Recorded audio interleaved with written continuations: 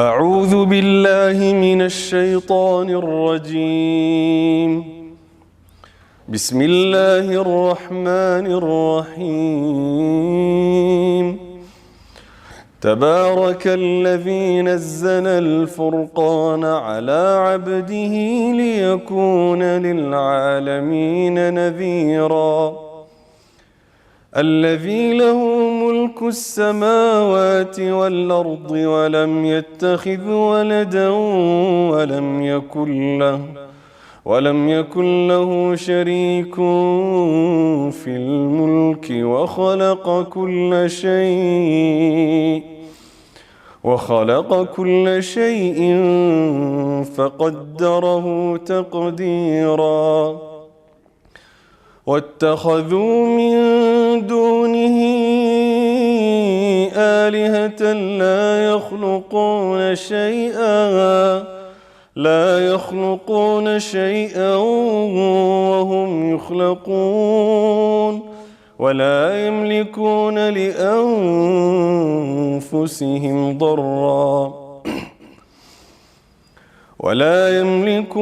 لأنفسهم ضرا ولا نفعا ولا يملكون موتا ولا حياة ولا نشورا.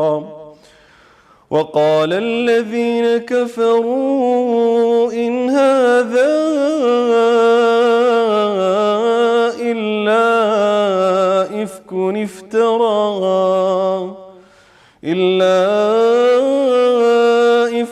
افتراه وأعانه عليه قوم آخرون فقد جاءوا ظلما وزورا. وقالوا أساطير الأولين اكتتبها فهي تملى عليه بكرة وأصيلا. قل أنزله الذي يعلم السر في السماوات والأرض إنه كان غفورا رحيما. ودنا يتكبراتشو تملكاتشوቻችን ፕሮግራሙ ማዕል ቁርአን ነው። ማዕል ቁርአን እንግዲህ በየሳምንቱ ለተከበራችሁ ተመልካቾቻችን ይጠቅማሉ ቁም ነገር ያስጨብጣሉ ብሎ ያሰባቸውን የተለያዩ ፕሮግራሞችን እያሰናደ ወደ እናንተ እያደረሰን ያለው ፕሮግራማችን ለማስተዋወስ ያክል እንግዲህ ፕሮግራማችን ሁሉ ጊዜ ሳምንታዊ መልእክት ይኖረዋል። ይህም መግቢያ ላይ አንድ መልእክት ሲኖረው ማጠናቀቂያ ላይም እንዲሁም ከቁርአን ጋር ያለንን ግንኙነት ሊያጠነክሩ ሊያበረቱ የሚችሉ ሐሳቦችን ወደ እናንተ የሚያደርስ ነው የሚሆነው። በተጨማሪ ማዕል ቁርአን የተለያዩ ሑፋዞችን ቁርአዎችን መሻይኾችን እየጋበዘ ከህይወት ታሪካቸው ጋር ከምክሮቻቸው ጋር እንዲሁም ከተሞክሮቻቸው ጋር ቆይታ የሚያደርግ ነው የሚሆነው። ዓለም አቀፍ ቁርአዎችንም እንተዋወቅበት ልዩ ሆነ ፕሮግራም የሚኖረን ነው የሚሆነው። ወደ ፕሮግራም ግብዣዬ ከማለፊ በፊት እንግዲህ ከዚህ በፊትም ደጋግመን አንስተነዋል። በሂደት የምንጀምረው አንድ ልዩ ፕሮግራም አለ። እሱ ምንድነው? ከነብዩ ሰለላሁ ዐለይሂ ወሰለም ቁርአን እኛ ጋር በደረሰው መልኩ እንዴት በተጅዊድ ማንበብ እንችላለን ለሚለው መፍትሄ የሚያበጅ ፕሮግራም ነው የሚሆነው። እሱም እንዴት ነው? ከውድ ተመልካቾቻችን ከናንተ ማለት ነው የ1 ደቂቃ ተኩል አሊያም የ2 ደቂቃ ቪዲዮ ወደኛ ተልኩልናላችሁ። ይህ ቪዲዮ ላይት ባለበት ቦታ ብርሃን ባለበት ቦታ ሆሪዞንታል ተደርጎ መቀረጽ አለበት። በቴሌግራም ወደኛ ማድረስ ትችላላችሁ። እኛ እነዚህ ቪዲዮዎች ቀጥታ ፕሮግራማችን ላይ እናቀርባቸዋለን። መበረታታት ያለበትን ያበረታታን መስተካከል ያለበትን ኮመን የሆኑ ስህተቶችን እያስተካከልን የምንማማርበት ፕሮግራም ነው የሚሆነው። እንግዲህ ይህን አደራ ለማለት ያክል ነው። ወደ መጀመሪያው ፕሮግራም ግብዣ ያልፋለሁ። ሳምንታዊ የቁርአን መልእክታችንን ተከታተልን እንመለሳለን። አብራችሁን ቆዩ።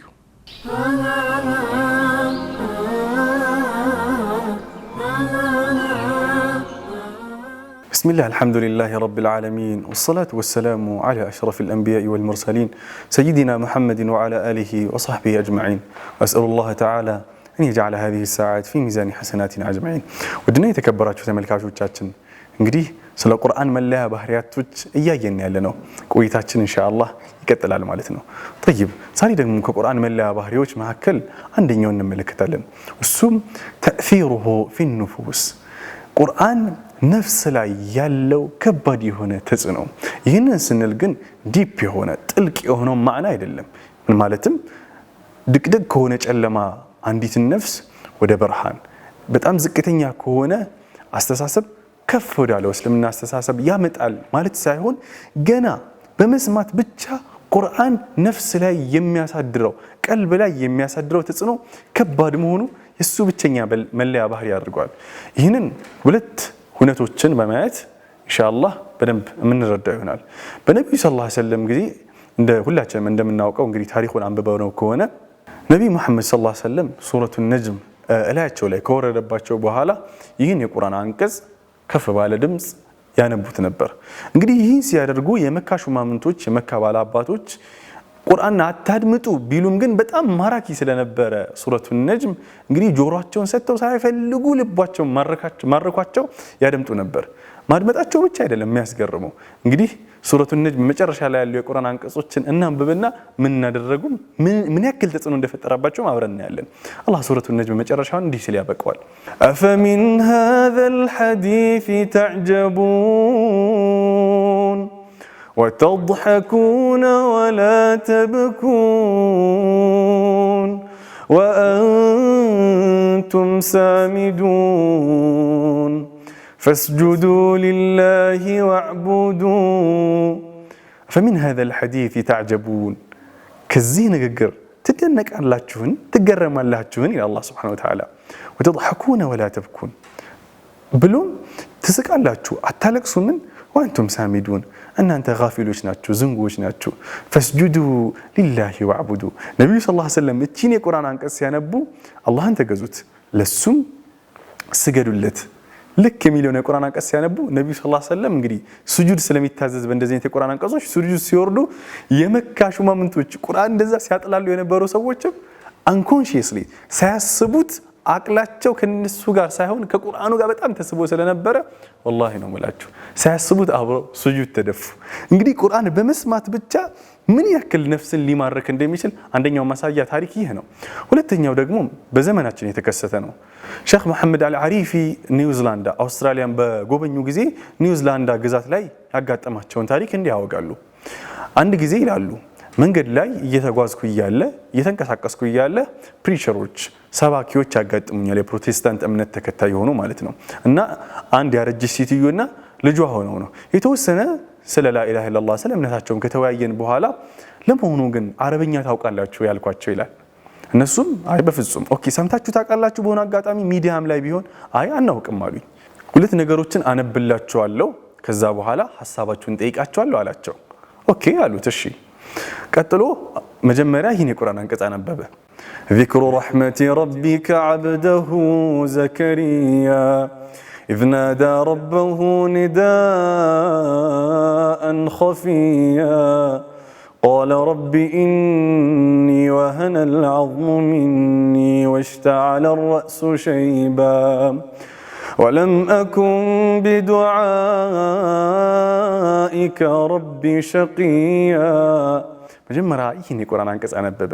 طيب ቀጥሎ ያለው አስገራሚ ነገር ነው። እንዲህም አላቸው ذهب زيد إلى بيته فحاول أن يفتح الباب لكن الباب كان مغلقا فعلم أنه نسي المفتاح وركب الأوتوبيس فراح إلى بيت أقربائه لكي يرتاح فبعثوا له ببعض من التفاح هذه سورة التفاح نسأل الله السلامة والعافية على كل እነዚህን ሁለት ነገሮችን አነበበላቸውና ኦኬ እስኪ ሁለቱም አረብኛ ናቸው ለመሆኑ እስኪ በሁለቱ መካከል ልዩነት አለነ ብሎ ጠይቃቸው። ልጁ ዝም አለ። አረቢቷ ሴትዮ ግን እንዲህ ስትል መለሰች አዎ በፍጹም በሁለቱ መካከል ልዩነት አለ አለች። ኦኬ እሺ እንዴት ሳትረጂው ምንም ሳይገባሽ አረብኛን ሰምተሽ አታውቂም እንዴት ልታውቂ ቻልሽ? በልቤ ነው ያወቅኩት አለች። ሱብሃንአላህ ኦኬ እንዴት ይህ ፕሮፌት መሐመድ ሰለላሁ ዐለይሂ ወሰለም ከጌታው የወረደለት ቃል መሆን አለበት። ልክ የመጀመሪያውን ስታነበው ذكر رحمة ربك ያልከው ማለት ነው ልቤን ስብስብ አደረገኝ ከዚህ በፊት ተሰምቶኝ የማያውቅ የሆነ ማረከኝ አለች። ሁለተኛው ግን እሺ ሁለተኛውስ ምንድነው ብለሽ ታስቢያለሽ? ሁለተኛው ምናልባት የሆነ የጥበበኛ ሰው ንግግር ወይም ደግሞ የሚያምር ግጥም ሊሆን ይችላል አለችው።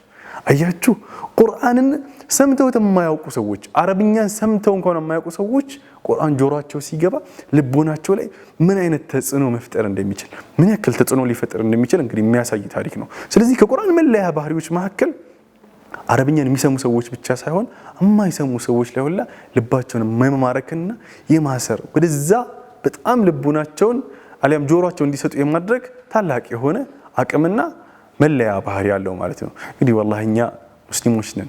እንግዲህ ቁርአን ሲሰማ አንዱ ሲያላግጥ፣ አንዱ ሲያወራ፣ አንዱ ሲስቅ፣ እዚህ ጋር እየተቀራ አንዱ ሲረብሽን ያለን ይህ የተለመደ ነገር ነው። ቁርአን ስናደምጥ ሐላችን እስኪ እንቃኘው። የዛሬው መልእክታችን ይመስል ነበር። ወሰላሙ አለይኩም ወራህመቱላሂ ወበረካቱ።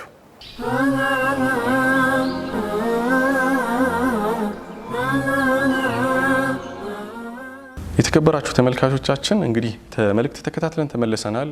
ቀጣይ ፕሮግራማችን የሚሆነው የእንግዳ ሰዓት ነው። ከአንድ ልዩ እንግዳ ጋር አብሬ እመጣለሁ። አብራችሁን ቆዩ።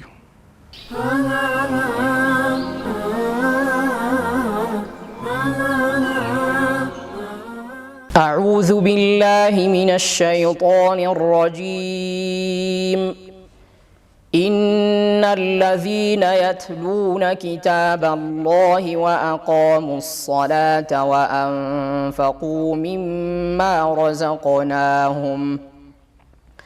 وأنفقوا مما رزقناهم سرا وعلانية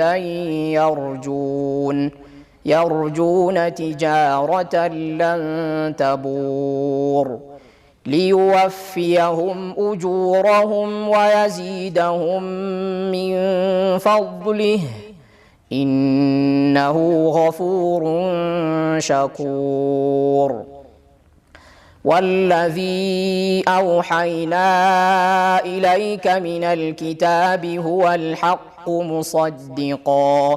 مصدقا لما بين يديه إن الله بعباده لخبير بصير ثم أورثنا الكتاب الذين اصطفينا من عبادنا فمنهم ظالم لنفسه ومنهم مقتصد ومنهم سابق بالخيرات بإذن الله ذلك هو الفضل الكبير جنات عدن يدخلونها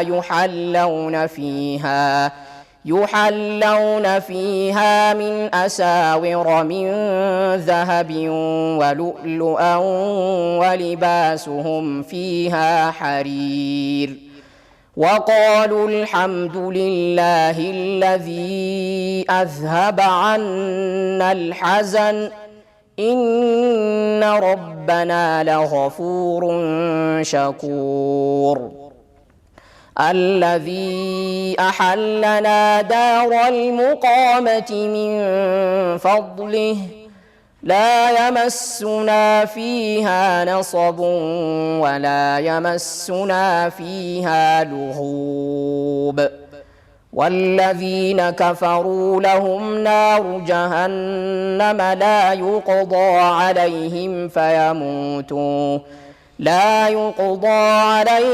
فيموتوا ولا يخفف عنهم من عذابها كذلك نجزي كل كفور وهم يصطرخون فيها ربنا أخرجنا نعمل صالحا غير الذي كنا نعمل أولم نعمركم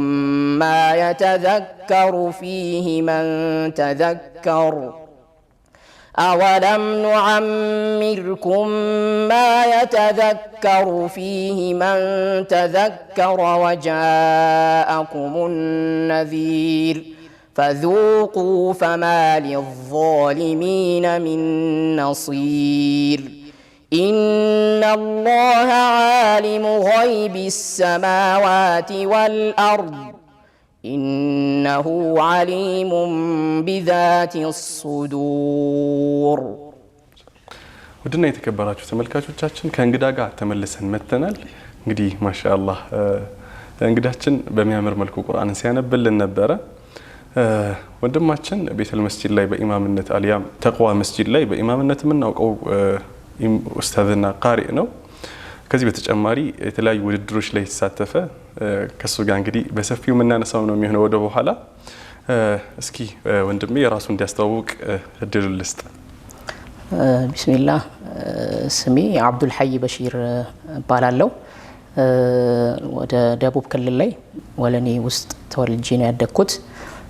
አሁን ላይ ልጆችን ቁርአን በማቅራት እንዲሁም የኡበይ ፊሮች የቁርአን ሒፍዝ ማዕከል የሚል ተቋምን መስርተን ልጆችን ቁርአን በማስተማር ላይ ነው ያለሁት። እንዲሁም አንዳንዴ ሁልጊዜ ባይባልም በኢማምነት በተለይ ቤተል ተቅዋ መስጂድ ውስጥ በኢማምነት የተራዊህ ሰላትን እንዲሁም በሳምንት 2-3 ቀናትን መግሪብና ኢሻእን በማሰገድ በኢማምነት ላይ አለሁኝ። ማሻአላህ ማሻአላህ ሐያከላህ እንግዲህ አብዱ ጫወታችን ከዚህም ከዛም እያልን ወደፊትም ወደ ኋላም እያልን ነው የምናደርገው።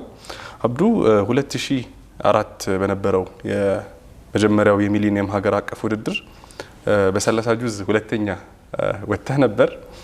ብሎም እንደው ሽልማቱ ሐጅ እንደነበር በጊዜው በጣም ልጅ በሆነም ግን ሰምቻለሁ፣ አስታውሳለሁ የነበረውን ፊሊንግ ማለት ነው።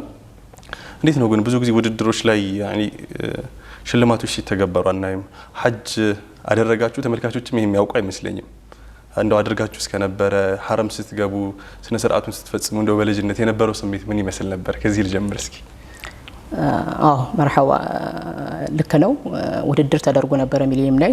ከዛ በፊት እኔ ያሐፈዝኩት ወልቂጤ ኡበይ ኢብኑ ከዓብ ነው። እዛ ያለኝ የተለያዩ መራኪዞች ላይ የሚደረጉ ውድድሮች ነበሩ። ከዛ በመነሳት የተወሰኑ ልጆች ከማዕከላችን ተመርጠው ከነሱ ውስጥ አንዱ ማዕከሉን ወክዬ ተወዳድሬ የነበርኩት እኔ ነበርኩኝ። የመጀመሪያ ማጣሪያ ውድድር አወሊያ ላይ የተደረገ።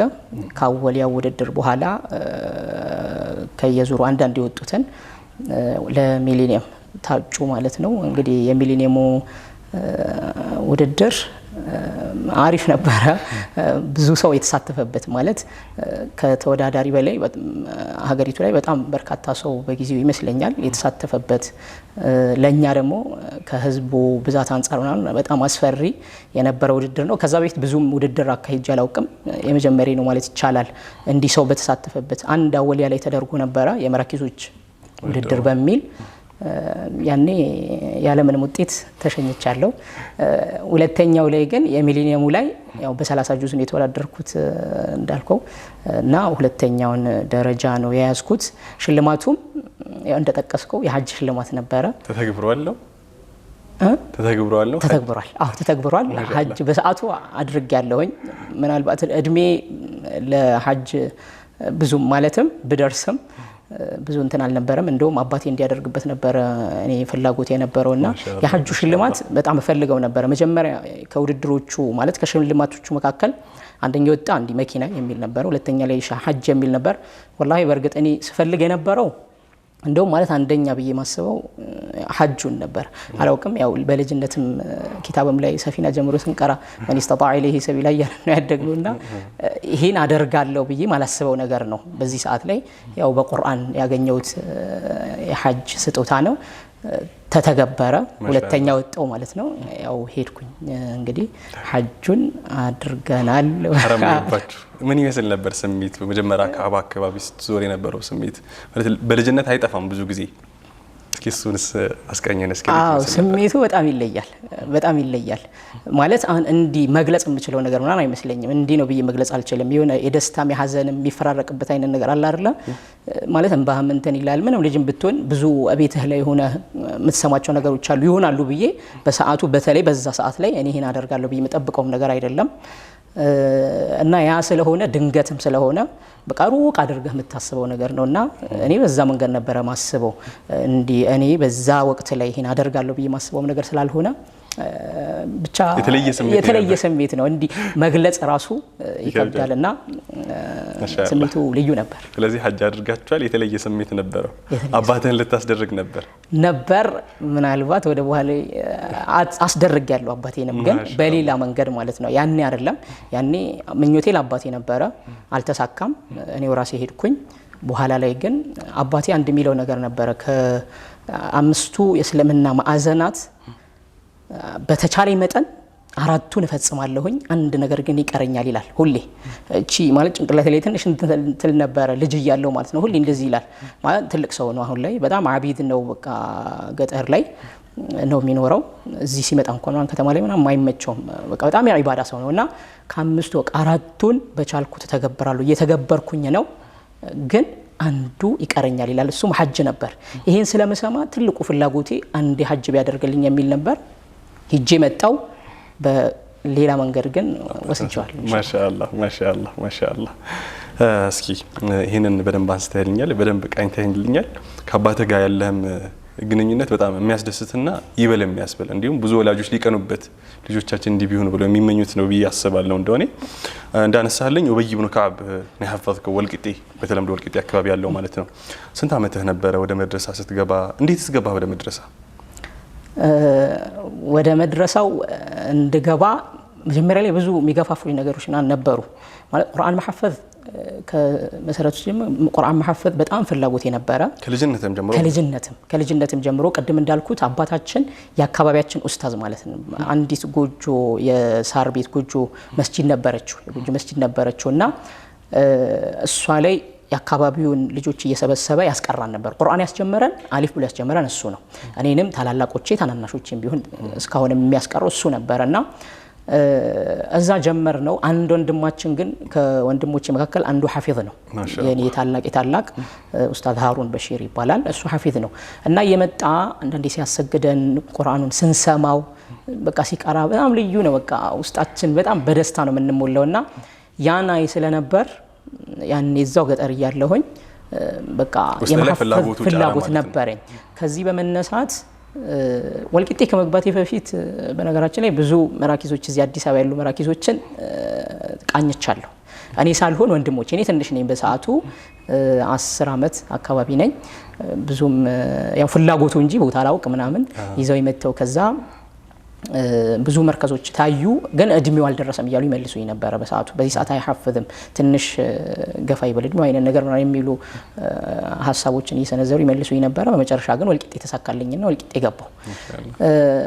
እዛ የነበረው ቆይታ ደግሞ በጣም ልዩ ነበረ። አዎ ከተለያየ ቦታ ላይ የመጡ ልጆች ነበሩ፣ ከተለያየ የገጠሩ አካባቢ ምናምን የመጡ ልጆች ነበሩ። ትልልቅ ትንንሽ ምናምን ነገር ነበሩ። ምናልባት በእድሜ እኔ አንድ ሌላ 2 ልጆች ነበሩ። ትንንሽ የምትባሉት? አዎ ምንባል እና ሌሎች እናንተ ታላላቆች ነበሩ ማለት ነው? ሌሎች ታላላቆቻችን አልነበሩ። ከነሱ ጋር በመሆን እንግዲህ ምን ያህል ጊዜ ፈጀብህ? ጀመርን ማለት ነው። ወደ 9 ወር ለማሐፈዝ 9 ወር ነው የፈጀብህ? ለማሐፈዝ 9 ወር ነው የፈጀብኝ። ግን የሂፍዝ ክብደት ምናምን አይደለም በጊዜው ማለት ልጆችም ስለሆነ ብዙ እንዲ ክብደት ምናምን ነገር የለውም። አይታወቀኝም አሁን ከብዶኛል ብዬ ማስበው እንደንም የለም። ግን እንገደብ ነበር። አሁን የመጀመሪያው ኡስታዛችን ኡስታዝ ቃሲም ነበሩ ያስጀመሩን። ወልቂጤ ላይ የረቢዕ መስጂድ ኢማም ናቸው አሁን ላይ ያኔም እና እሳቸው ነበሩ ያስጀመሩን። ሲያስጀምሩን ለሙራጃ እያሉ ከአንድ ሰፍሐ በላይ አይፈቅዱልን።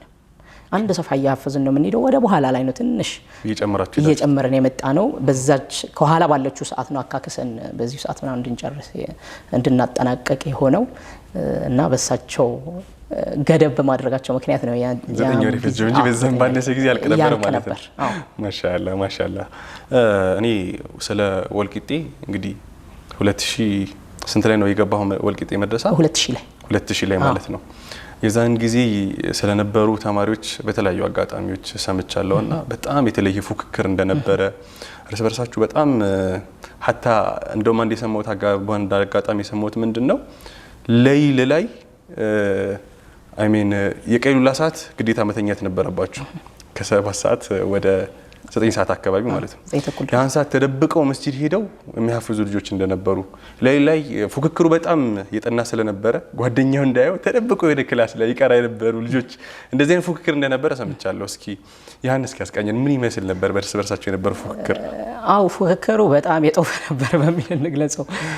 ማለት ሁሉም በመጀመሪያ ፍላጎት ያለው ተማሪ ነው የነበረው። በቃ ሁሉም በፍላጎቱ በራሱ ፍላጎት የገባ ተማሪ ስለነበር ፉክክሩ በጣም ልዩ ነበር። ብዙ ልጆች ነበሩ ቀደም እንዳነሳው ከቂራአት ሰዓት ውጪ ያሉትን የረፍት ሰዓቶችን እንኳን ምናምን ነገር የሚጠቀሙ ማለት ነው። እንደውም በቃ ከመስጂድ የማይወጡ ብዙ ልጆች ነበሩ። ከመስጂድ የማይወጡ በቃ 24 ሰዓት እዛው የሚያሳልፉ በላቸው ከእንቅልፋቸው ቀንሰው ምናምን። እንደውም እኔ አሁን ሌሊት ከማይችሉት ነበርኩኝ። ሌሊት እንቅልፍ ይወስደኛል፣ በጣም እቸገራለሁ። ግን ሆኖም እንቀሰቀሳለን፣ እንሄዳለን። እነሱ ግን ከዛ በፊት ተኝቶስ በቃ 4 ሰዓት እንተኛለን። 6-7 ሰዓት አካባቢ ደግሞ ተነስተው ምናምን የሚቀሩ ልጆች ነበሩ ከሌሊቱ ማለት ነው። ቅድም ያልኩ አይነት ፉክክሩ የመጣው ወደ መጨረሻ አካባቢ ሁላችንም ወደ ማጠናቀቅ ላይ ስንደርስ መጀመሪያ ላይ እንደውም ሒፍዝ ቶሎ ከጀመሩት አንዱ እኔ ነኝ። አንድ ሐምዛ አብዱል ፈታህ የሚባል ጓደኛ ያለ እሱ እኔ ቶሎ ሒፍዝ ከጀመሩት ነን። ሌሎቹ ከነቨር ነበር የጀመሩት። እኔ ስገባ 1-3 ጁዝ ምናምን ሐፍዥ ያለው ቤቱኜ ወደ መጨረሻ አካባቢ ግን እየደረሱ መጡ እነሱም። እኛም ቶሎ ለመጨረስ ሳይደርሱብን ለመጨረስ እየሄድን ነው እና ወደ መጨረሻ አካባቢ እንደዚህ አይነት ነገር ሲመጣ እንደውም አንድ ጓደኛ ያለ አሁንም አብሮኝ መርከዝሙ ላይ የሚሰራ ነው ኡስታዝ ፈትሑዲን አወል ይባላል እና እሱ እኔ ላይ ያደረገ እንደውም እኔ ላይ የተደረገ ነው። ይሄ ብርድ ልብስ እንደምነው በነዛት አንዴ ትዝ ይለኛል ሱረት ሁድ ላይ يقدم قومه يوم القيامة فأوردهم النار ሚለውን ቦታ እየቀረው ነበር። ይመጣና የቱ ጋር ነህ ምናምን ነገር ብሎኝ እኔ ያለሁበትን ቦታ አይቶ እሱ ሌላ ቦታ አሳየኝ። ሩቅ ቦታ ምናምን አልደረስኩበት ብዬ እንዳስብ ማለት ነው። እና እየተጠጋኝ ነበረ እና ትንሽ ተዘናጋው ምናምን። እንደው ሌሊት ላይ ተነስቶ እኔም ብቻ አይደለም ያ ሁሉ ነው የሚያደርጉት። ሌላኛው ጓደኛ እንዳይነሳ ይደርቡለታል። የሱን ብርድ ልብስ ይነሳና ይመስለኛል የሱን ብርድ ልብስ አንስተው ሌላኛው ጓደኛ ላይ ደርበው ይነሳል። እነሱ ይቀራሉ። ከዛ ስትነሳ ትቆጫለህ ማለት ነው። በሆነ ሰፋውት ምናምን ይበልጠዋል። ሱብሃንአላህ። በዚህ ልክ ፉክክሩ ነበር ማለት ነው። በጣም ፉክክር ነበር። ለመጀመሪያ ጊዜ ነው መሰሞኒ ሰው እንዲሞቀው ብርድ ልብስ ደርበው ሲያለብሱት ማሻአላህ በጣም የሚገርም ፉክክር ነው። እስኪ ምጠራቸው አሁን ከጠራህልኝ ስሞች ውጪ ምጠራቸው ስሞች አሉ በጣም ፉክክር ሰበሳቸው የነበረ? አዎ ተመሩዲን ከማል ጓደኛዬ ተመሩዲን ከማል በጣም በቃ ብዙ ከሚቀሩ በተለይ ሙራጃዓ ላይ ምናምን ሙራጃ በጣም ብዙ በቀን ከሚጨርሱ ከ15 በላይ ከሚቀሩ ሒፍዝም ላይ እንደዚህ ብዙ ከሚሉ ተመሩዲን ከማል እንዲሁም ፈትሑዲን አወል፣ ሳቢር ዘይን፣ ሐምዛ አብዱል ፈታህ እነዚህ መጠራቸው ስሞች ናቸው ማለት ነው። እነዚህ መጠራቸው በዋናነት በጣም ስትፎካከሩ ሌሎችም አሉ። ማሻአላህ። ስለዚህ በዋናነት አብዱ አሁን ካነሳው ሐሳብ ምናልባት ተመልካቾች እንዲሁም መድረሳ ላይ የሚሰሩ ሰዎች እንዲወስዱት መለው ነገር እኔ በንይታ ልጆች ወደ መድረሳ ሲገቡ በፍላጎት መግባት አለባቸው። ይህን አይነት ፉክክር የሚመጣው በፍላጎት ትቀሩት ስለነበር ነው እንጂ በግድ ግባ ተብሎ ለተወሰነ ጊዜ እስኪ ሞክር ተብሎ አይደለም የነበረው። ትክክል። ማሻአላህ። እስኪ ሌሎች ሐሳቦች እናንሳ። እንግዲህ ቁርአን የሐፈዝከው አብዱ በለጋነት ነው ማለት አሁን እንደነገርከኝ በ10 ዓመትህ ነው። ቁርአን ከሐፈዝክም በኋላ ቀጥታ መድረሳ ከፍታችሁ በዚሁ ቁርአን በማቅራት ላይ ያላችሁትና እስኪ ወደ በኋላ እናነሳለን። አሁን መድረሳው ለጊዜው ተዘግቷል መሰለኝ። ምናልባት ወደ ኋላ የምናነሳው ሐሳብ ነው የሚሆነው። አሁን አንተ ከልጅነት ጀምሮ እስከ ቅርብ ጊዜ ድረስ ቁርአን ውስጥ ነው ያለኸው። ምናልባት አብዱ እዚህ ሪትም ውስጥ ባይገባ እንደዚህ አይነት የህይወት መስመር ውስጥ ባይገባ ምን አይነት ይሆናል? ምን አይነት ማንነት ይኖራል ብለህ ታስባለህ? አስበው ታውቃለህ? ከዚህ ውጭ ማንነት አስቤው አላውቅም። ግን አሁን ላይም ቢታሰብ ማለት ሌላ ከዚህ ውጭ ይሆናል ብዬ አላስብም። ዞሮ በሌላ መንገድ አሁን ባልሄድክበት መንገድም ባይሆን መተህ እዚሁ ላይ ነበር የምትቀበለው። እዚሁ ላይ መሆን ነው የሚመስለኝ። ይሄን የምልበት ምክንያት ያው እንግዲህ አላህ ፈልጎት አድርጎታል፣ ቀድሮት ሆኗል። አልহামዱሊላህ ደስ የሚል እንትን ነው። እኔ የምፈልገውም ነው። ግን አይሆንም ነበር ሌላ ላልሆነ እችላለሁ ብዬ ማስበው እንዲህ ልሆን እችል ነበር ብዬ ምለው ማስበውም ነገር ስለሌለ ነው። ቅድም እንዳልኩት ከቤተሰብ ጀምሮ ትንሽ በቃ አፍ መፍታት ከጀመርንበት ጊዜ ጀምሮ ወደ ቁርአን ነው ያው ማንኛውም ቤተሰብ እንደሚያደርገው። ከዛ አልፎ በገጠር ደረጃ ማለት ነው አባት የሚያደርገው ትንሽ እድሜያችን ከ5 በላይ እንደዚህ ቢና የተወሰነ በቃ 10 ዓመት ከሞላው ቤት አይቀመጥም ሁሉንም ይልካል ወደ ክፍለ ሀገር ላይ ባሉ መድረሳዎች ላይ ምናምን ይልካል እየላከ ቁርአንን ካጠናቀቁ በኋላ ፊቅህ እንዲቀራ ምናምን ነገር ነው የሚያደርገው ሁሉም የምናየው ታላላቆቻችን በዚህ መንገር ነው ያሉት ሐታ በቃ ሁሉም ነገር ላይ በዲን የተሳሰረን ሰው ነው የሚፈልገው ሲደር እንኳን አንድ ታላቅ አለች እህቴ ሲደር ፈልጎ ነው የሚድረው ራሱ ፈልጎ ሼክ ፈልጎ ማን እዚህ ቦታ ላይ ምን አይነት ሼክ አለ ምናምን ብሎ እንደዚህ አይነት ሰው ነው በቃ የሚፈልገው ወደድክም ጠላህ ራሱ ነው የሚያስጀምረው እና እኛም የምናየው ምንድነው የታላላቆቻችን የሄዱበትን መንገድ ምናምን ነገር እናያለን በቃ ይሄን እያየን ያው እዛው ውስጥ ነው የምናልገውና በዚሁ መስመር ባትሄድም በሌላው መንገድ ቢሆን እዚሁ ላይ መተው ነበር ይመስለኝ አጂብ ወላሂ ይገርማል እንግዲህ አንዳንዴ መመረጥን ይፈልጋል ከአላህ ሱብሃንአላህ ወረቡከ ይخلቁ ማይሻ ወይختار መመረጥን የሚፈልግ ይመስለኛል ማለት አሁን እንደዚህ አይነት ስሜት እንኳን ሊጋባብህ ይቻላል ምን አይነት ቤተሰብ ላይ ብታድግ ነው መስመሩ ምን አይነት ቢሆን ነው የሚለው በጣም የሚያስገርም ነው እየገረመኝ ስለሆነ ነው እኔ አብዱይ አሁን መድረሳ እንግዲህ ቀደም ለማንሳት ሞክሬያለሁ ለረጅም ጊዜ እየሰራችሁ ነበረ ብዙ ልጆችን አፍርታችኋል አሁን ላይ ግን መድረሳ እንዳቆማችሁ ባልደረባ ወይም አብሮ ካንተ ጋር የሚሰራ ወንድም ፈቱ አጫውቶኝ ነበረ እንዲሁም በጣም ብዙ ታግላችሁ እንደነበረ ብዙ ጥውረድ አልፋችሁ እንደነበረ በዚህ ሂደት ውስጥ ማለት ነው ለመሆኑ መድረሳ ለምን አቆማችሁ ማህበረሰቡስ እንዴት ተቀበለው ተማሪውን ስትበትኑት ተማሪውስ ምን አይነት ፊሊንግ ነበረው ተግዳሮቶች ምን ነበሩ እንዳጠቃላይ መድረሳ ላይ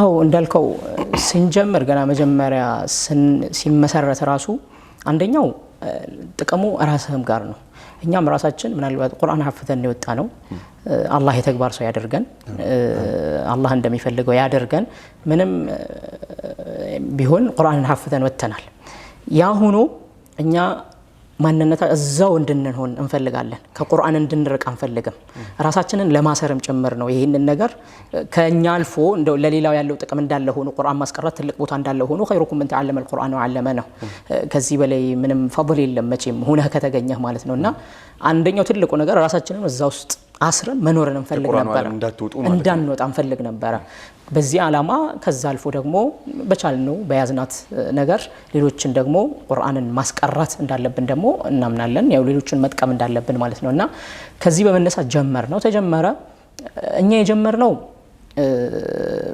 ቤተሰብ ለልጁ መዋጮ ያደረገ ነው የተጀመረው ማለት የቤት ኪራይ የልጁ የሚበላው አዳሪ ነው የምግቡን የኡስታዞቹን የመኑን ተመን እንዳለ አውጥተን አንድ ተማሪ ላይ ይሄን ያህል ተመድቦበታል ይሄን ያህል ይክፈል ተብሎ በከፍያ መዋጮ ያደረገ ነበር የተጀመረው በዚህ መንገድ ተጀመረና የተወሰነ ቀጠልን በአንዳንድ በኩል ከማህበረሰቡ አንፃር አንተ ካለህበት ነገር አንፃር ከቁርአን ጋር በመኖር ቁርአን በማስተማር ምን በማለት ትልቅ ነገር ውስጥ ላይ ትልቅ ደስታ የሚፈጠርበት ምናም ቢሆንም ትልቅ ነገር ቢሆንም በሌላ በኩል ደግሞ የሚያስከፋ የማህበረሰቡ ሁኔታ አንዳንዴ ስታየው ብዙ አይነት ሰው ነው ያለው አንዳንዱ የሚያይበት መንገድ በጣም በቃ ማጠብቀው አይነት ማለት በሌላ መንገድ የሚያየው ማለት ገንዘብ ምትመላበት በቃ ለእንደዚህ አይነት የተቋቋመ ነገር አድርጎ የሚስል ሌላኛው ደግሞ ተቀብሎት ወዱት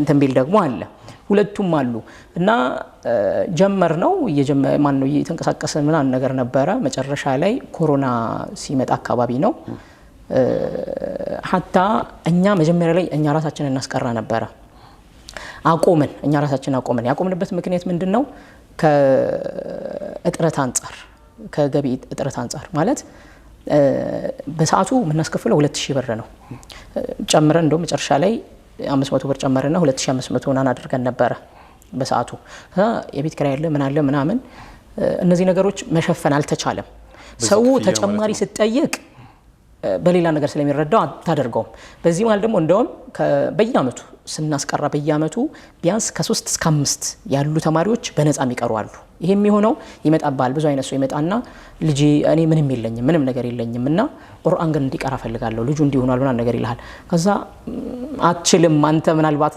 ያው በተማሪ እንትን ነው ያስኬድክ ያለው በቤተሰብ ወጪ ነው እንዲ ነው ብለስ ተነግራቸው ልጅ ከቁርአን ተመልሳለህ ይሉሃል። እንደዚህ አይነት ነገር ሲመጣ ይከብዳል። በቃ ዝም ብለህ ተቀብለህ ታስገባለህ።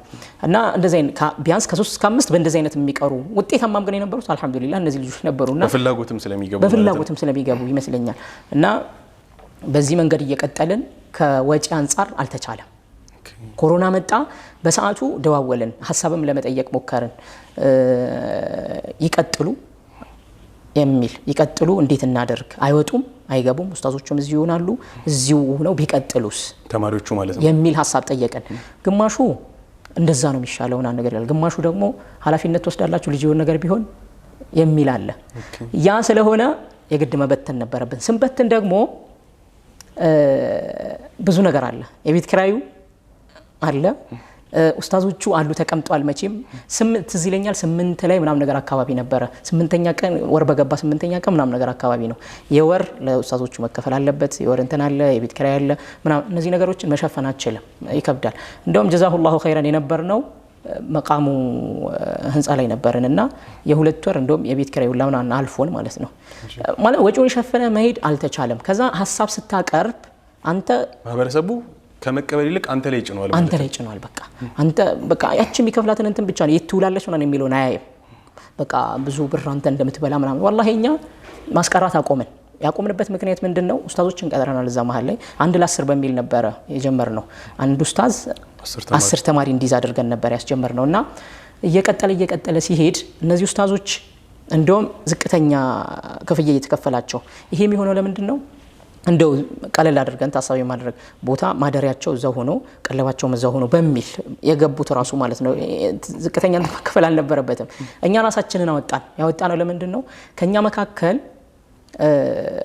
ቤት ኪራይ ያለበት አለ፣ ተከራይቶ የሚኖር ያገባ ምናምን አለ። እዛ መርከዝ በምትገኘው ወጪ እኛ እንኖርባት ቢባል ይሄ ሰው ይኖርባት ቢባል አታኖረው። ያለው አማራጭ ምንድን ነው? ላሉት ይደረግና እናንተ ሌሎች እኛ ሌላ አማራጭ ምናምን ነገር። አሁን ሰው ደግሞ የሚያስበው እነሱ ተውት እንደዚህ አይነት እኛ እነሱን እንቆጣጠራለን፣ በዚህ መንገድ እናስኬዳለን፣ ራሳችንን ግን በሌላ መንገድ ምናምን እንሸፍናለን። ሰው ግን የሚያስበው በሌላ መንገድ ነው። ከዛ አንዳንዴ ሀሳቡም እንትን ስለሚከብድህ ከሌላ ሰው የሚመጣው ሀሳብ ምናምን ስለሚከብድህ አንዳንዴ ቢቆም ምናምን ያስብልሃል። ቆመ፣ ለመቀጠል ግን አልተቻለም። እጅህ ላይ ምንም ብር የለም ማለት ነው። ያው ከኮሮናም ከምንም አንፃር ቆመ። ከቆመ በኋላ መመለስ ግን ከባድ ሆነ ማለት ነው። እና በዛ ምክንያት ነው ቆሞ የቀረው። ኢንሻአላህ አሁን ግን ለመጀመር ሀሳብ አለን፣ እያሰብን ነው። በተሻለ መንገድ እንሰራዋለን። ስለዚህ ዋና ተግዳሮቶች የነበሩት ማህበረሰቡ ምናልባት የሚከፍለውን ገንዘብ በጣም አግዝፎ ነው የሚያየው። ከዛ ውጪ የሚበላም ይመስለዋል። ምናልባት አሁን እኔ እንድታነሳልኝ የሚፈልገው ነገር አንድ ኡስታዝ ጋር ሳወራ ያነሳልኝ ሀሳብ ነው። በዚህ ጊዜ ብዙ ሰዎች መድረሳ ልጅን አላስገባም ሂፍዝ ማከል ይበላሽብኝ ሲሉ ሰማለሁ። እና ይህ ነገር ለምንድን ነው ብዬ ጠይቄው ነበር። አንድ ኡስታዝ ነበርና ምንድን ያለኝ በአብዛኛው ወላጅ መድረሳ ልጁን የሚያስገባው ሱቅ ለማቆም ወይም ደግሞ ሱቅ ላይ ሂሳብ ቦታ ላይ ለማቆም የሚፈራው ልጅ ነው። ይበላኛል፣ ይዘርፈኛል፣ ያጠፋብኛል ብሎ የሚያስፈራው ልጅ እስኪ መድረሳ ላስገባ ብሎ ነው። በዚህ ኬዝ ይህ ልጅ እዚህ የተፈራለት ልጅ እዛ ገብቶ ላለማበላሸቱ ምንም እንትን የለምና እነዚህ ልጆች እየገቡ ጤነኛ ብትለው ደህና የነበረውን ተው ሲያበላሹ ይታያልና ይህንስ እንዴት ታያለህ? እንደዚህ ነገር አጋጥሟቸው ያውቃል? አዎ ያጋጥማል፣ በተለያየ ጊዜ ያጋጥማል። ይሄ የሚሆነው መቼም አንተ በቻልከው መጠን ጥሩ ተርቢያ ኑሩት፣ በቃ የቁርአንን ስነ ምግባር ተላብሶ እንዲወጣ ነው ትልቁ ነገር የምትፈልገው እኮ። መቼም ቁርአኑን ብቻ ለፉፉን ቀርቶ እንዲወጣ ነው አትፈልግም። ከዛ ውጭ ጥሩ ማንነት ኑሮት ስብዕናው የተስተካከለ ምናምን ነገር የተስተካከለ ስብዕና ኑሮት ጥሩ ስነ ምግባር ኑሮት እንዲወጣ ነው ትልቁ ዓላማ። ያም ሆኖ ቅድም እንዳነሳኸው ብዙ አይነት ሰው ነው የሚመጣው። አንተ መቼም እንዲያይተህ እንደዚህ አይነት ሰው ነው ብለህ አትገምተው። ሲያመጣልህ ወላጅ ደግሞ ሁሉም ልጄ ጥሩ ነው ብሎ የሚያመጣው መጥፎ ነው ብሎ የሚያመጣ ሰው የለም። አለ ግን አንዳንድ ሰው ልጄ እንዲህ ነበር ብሎ የሚያመጣ ማለት ነው። እንዲህ ነበር። ከዛ አንተ የራስህን ውሳኔ በዛ ሰዓት ትወስናለህ። አብዛኛው ሰው ግን ሲያመጣ በጣም ጥሩ ልጅ እንደሆነ በጣም በኋላ ላይ ስታጣናቸው ግን ሌላ ሰው እንደነበረ በሰዓቱ አስቀምጠህ ስታስተምራቸውም ይቀበላል ምን ይላል ምናምን። የሆነ ሰዓት ግን 24 ሰዓት መቼም ከነሱ ጋር ላትሆን ትችላለህ። አሁን ሙራቂብ አለ ለምሳሌ ከስር ተቆጣጣሪ ከነሱ ጋር ማይለይ ተቆጣጣሪ አለ። የሆነ ሰዓት ላይ ግን እንትን በሚልበት ሰዓት ላይ የራሱን ሐሳብ ማንነቱ እየተገለጠ የሚመጣ ምናምን። ከዛ አንተ ስትደርስበት በሰዓቱ የምትወስደው እርምጃ ትወስዳለህ። ማባረር ካለበት አባራለህ፣ የምትወስናቸውን ነገሮች ትወስናለህ ማለት ነው። እነዚህ አይነት ነገሮች ትንሽ አዳጋች ናቸው ይኖራሉ። ግን ይሄ የሚወስነው የቤተሰብና የመድረሳው የኡስታዙ መናበብ ቢኖር መቅረፍ ይቻላል። ኦኬ ይሄም ክፍተት አለ በመድረሳው ይሄ ክፍተት ይኖራል ማለት ነው። አዎ መድረሳውም ጋር ክፍተት ይኖራል፣ ወላጁም ጋር ክፍተት። ለምሳሌ ወላጁ ሲያመጣ ልጄ እንዲ ነበረ ልታስገባው ትችላለህ፣ ግን ልዩ ክትትል ምናምን ነገር አድርገህ ልታስኬደው ምናምን ትችላለህ።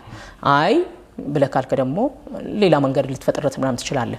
የሁለቱ ግንኙነት አለመኖር እንደዚህ አይነት ነገሮችን ሊያመጣ ይችላል። አላህ ይጠብቀን። አሁን ላይ የበዛውም ደግሞ ይሄ ነው። ቁርአን ሐፍዙ እንደዚህ ምናምን የሚባሉ ነገሮች ናቸው የበዙት።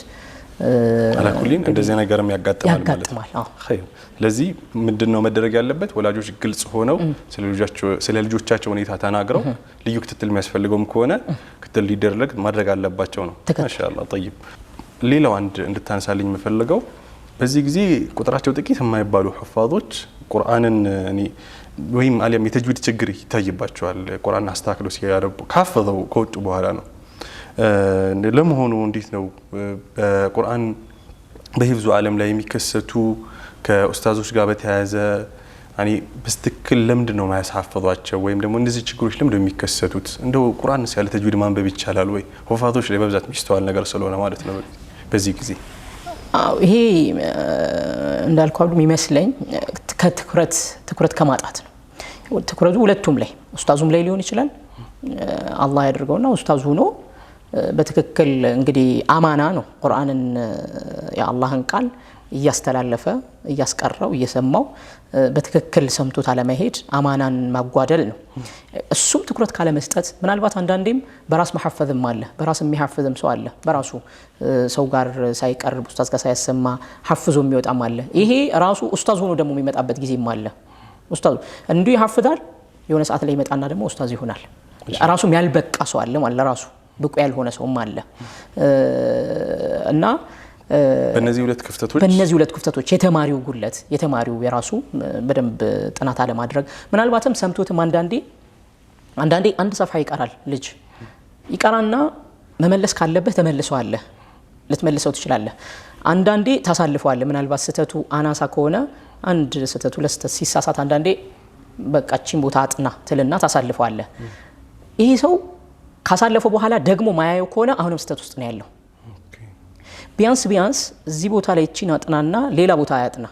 ያቺ የተሳሳተባትን ቦታ አጥንቶ መጥቶ ድጋሜ እነዛን ቃላቶች ማሰማት ካልቻለ እርግጠኛ ካልሆነ ኡስታዙ ራሱ ማሳለፍ የለበትም። እንደዚህ አይነት ክፍተቶች አሉ ብዙዎቻችን ላይ። እንደዚህ ሲያሳልፍ ነው እነዚህ ችግሮች የሚፈጠሩት ማለት ነው። እንደዚህ አይነት ነገሮች ያሉ ይመስለኛልና በእነዚህ በሁለት ክፍተቶች ኡስታዙ ትኩረት አድርጎ ተማሪውን ባለማዳመጥ አንድ፣ ሁለተኛ ደግሞ ተማሪው ተሳስቶ ሲያበቃ ተሳስተሃል እቺን አጥንተህና ሲለው በነጋታው ሲያሰማው እዛ ላይ ፎከስ አለማድረግ፣ ተማሪው ደግሞ አለማጥናቱ ማለት ነው። طيب ቁርአን ያለ ተጅዊድ ማንበብ እንዴት ነው ይበቃል? እንግዲህ እዚህ ላይ ሁክም መስጠት አይደለም። ያው አንተም እንደምታውቀው የተጅዊድ ምሁራን እዚህ ላይ የሚያስቀምጡት ቁርአንና ተጅዊድ መቼም ተጅዊድ ሚለው ምናልባት በሌላ ነገር ከገለጽ ነው የሚለያዩ ነገሮች አይደሉም። ወረቲል ቁርአን ተርቲለን የሚለውን ነው እያነሱ እንደሚሉት። እንግዲህ ምናልባት ተጅዊድ ሁለት አይነት ቲዮሪው አለ፣ ዒልሚ አለ፣ አመሊ አለ፣ ተጥቢቁ አለ። ይህ ተጥቢቁ መቼም ከቁርአን ጋር የሚነጣጠል ነገር አይደለም። ማለትም ቁርአን ሲቀራ አሁን አንዳንዴ ተጅዊድ እንደዚህ ምናምን ነገር ተብሎ ሲባል አንዳንድ ሰው እንደ አዲስ ነገር የሚቆጥረው አለ። በተለይ በቃ እንትን ብለህ እስቲ ምንድነው አጠነከርክ እንደዚህ ምናምን በጣም እዚህ ላይ እንትን አላችሁናል። አዲስ ነገር አይደለም። ነብዩ ሰለላሁ ዐለይሂ ወሰለም ሲጀምሩ እኮ እሳቸው ከጅብሪል ዐለይሂ ሰላም ተምረውት አይደለም። እሳቸው ደግሞ ለሰሃቦቻቸው እንዲህ ነው ብለው አስቀርተዋቸው ነው። ተጅዊዱ ጽሁፉ በኋላ ቢመጣም ትምህርቱ ዝርዝሩ ምኑ በኋላ ቢመጣም አመሉ ግን ከድሮ ከነብዩ አለይሂ ሰላቱ ሰላም ጀምሮ የመጣ ነገር ነው። እንዴት ብለን ነጥለን ልናየው እንችላለን? ስለዚህ ዋጅብ ነው፣ ግዴታ ነው ማለት ነው። ፈርዱ አይን ነው ብለው የሚያስቀምጡት አይደለም። እንደዚህ ቁርአን አስተካክሎ ማንበብ ግዴታ ነው ማለት ነው። ማንኛውም ዑዝር የለውም ማለት ላይ ቁርአንን አስተካክሎ ማንበብ ግዴታ ነው እንግዲህ የሚሉት ማሻአላህ። ስለዚህ ውድና የተከበራችሁ ተመልካቾቻችን ዑዝር የለንም የሚል ሐሳብ እያነሳልኝ ነው ያለው ወንድሜ አብዱል ሀይ። በጣም ብዙ ሰዎች ቁርአን ሲያነቡ እንደ ነገሩ ሲነበብ እንደነገሩ ሲያነቡት ይታያልና ይሄ ነገር መስተካከል አለበት። በዚህ ጊዜ ለመማር በጣም ብዙ አማራጮች አሉ፣ በጣም ብዙ መንገዶች አሉ። በዚህ ጊዜ ዑዝር ቢልጀህል ባለማወቅ ነው ያደረኩት የሚለው ነገር እንደውም ዑለሞች ተነስተዋል ይላሉ። በዚህ ጊዜ ዑዝር ቢልጀህል የሚባል ነገር የለም። ሶሻል ሚዲያው ላይ ብትፈልግ፣ ዩቲዩብ ላይ ብትገባ፣ ኡስታዙ ብትፈልግ በሽ ነው ያለውና በደንብ መጠንከር ያስፈልጋል። እንደው ጊዜ እየገደበን እንጂ ብዙ ብንጫወት ብዙ ብንሄድ በወደድኩ ነበረ። ፕሮግራማችን ከማጠናቀቃችን በፊት ወይም ቆይታችን ከማጠናቀቃችን በፊት የተወሰነ የቁርአን አንቀጾችን አንብብልኝ። حياك الله. أعوذ بالله من الشيطان الرجيم. إن الذين قالوا ربنا الله ثم استقاموا تتنزل عليهم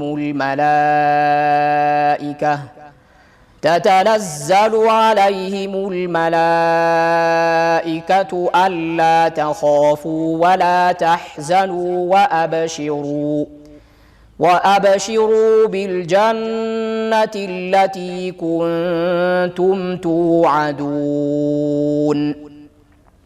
نحن أولياؤكم في الحياة الدنيا وفي الآخرة ولكم فيها ما تشتهي أنفسكم ولكم فيها ما تدعون نزلا من غفور رحيم ومن أحسن قولا ممن دعا إلى الله وعمل صالحا وقال إنني من المسلمين ولا تستوي الحسنة ولا السيئة ادفع بالتي هي أحسن فإذا الذي بينك وبينه عداوة كأنه ولي حميم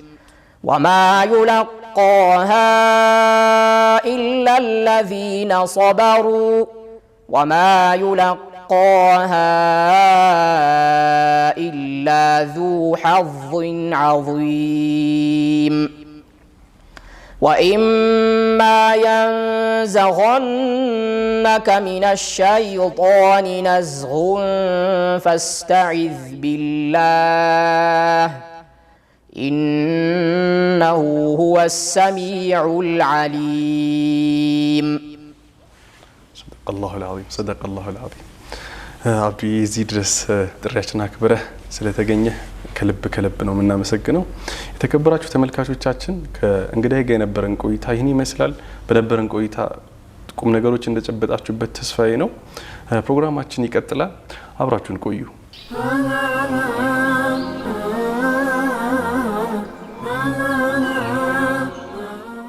እንግዲህ ፕሮግራማችን እየተጠናቀቀን ያለው ፕሮግራማችን ከማጠናቀቃችን በፊት ግን ሁልጊዜ እንደምናደርገው መልእክት ይኖረናል። ይህም የሚሆነው ዛሬ ያዘጋጀውላችሁ ምንድነው ቁርአን ማንበብ የሚከለከለባቸው ቦታዎች እንዲሁም ሰዓቶች። ብዙ ሰው ይግር ሊለው ይችላል። እንግዲህ ሁልጊዜ ቁርአን አንብቡ እየተባለ ስለነበር ማለት ነው። طيب ቁርአን ማንበብ ከሚከለከለባቸው ሰዓቶች አለም ቦታዎች አንደኛው ጀናባ ላይ ሰው ሲሆን ነው። አንድ ሰው ጀናባ ላይ ከሆነ ቁርአን ማንበብ እስኪታጠብ ድረስ ሐራም ይሆንበታል፣ ለዚክር ምናምን ካልሆነ በስተቀር ማለት ነው። ሁለተኛው ደግሞ ለሴቶች ሐይድና የወር አበባ ላይና የኒፋስ ደም ላይ በሚሆኑበት ጊዜ طبعا ዑለሞቹ ዘንዳ በተወሰነ መልኩ ኺላፍ ቢኖርም ነገር ግን አብዛኞቹ ዑለሞች ያሉት ሴቶች መቅራት እንደሌለባቸው ነው። ሩኩዕና ሱጁድ ላይ ሲኮን ሰላት ላይ አንዳንድ ሰው ሰላት ላይ ሆኖ ሩኩዕ ላይና ሱጁድ ላይ ቁርአን ሲቀራ ይሰማል ይታያልና ይህ ስህተት ነው፣ መስተካከል አለበት። መጸዳጃ ቤት ላይ አሊያም ቆሻሻ የበዛበት ቦታ ላይ ቁርአን ማንበብ የቁርአን ክብር በጣም ዝቅ ያደርጋልና የተከለከለ ነው። እንቅልፍ ይዞት ሰው ቁርአን ማንበብ የለበትም። ምክንያቱም ሊቀላቅል ይችላል፣ ሐርፉን ሊሰባብር ይችላል፣ በትክክል ላይ ያነበው ይችላልና በእነዚህ ሁኔታዎች ላይ ቁርአን ማንበብ ክልክል ነው። طيب የዛሬው ፕሮግራማችን ይህን ይመስል ነበረ። የተከበራችሁ ተመልካቾቻችን እንግዲህ ሳምንቱ ቁርአን አብዝተን የምናነብበት የምናደምጥበት ብሎም የምናስተነትንበት እንዲሆን ተመኘው። ሰላም አለይኩም ወራህመቱላሂ ወበረካቱ።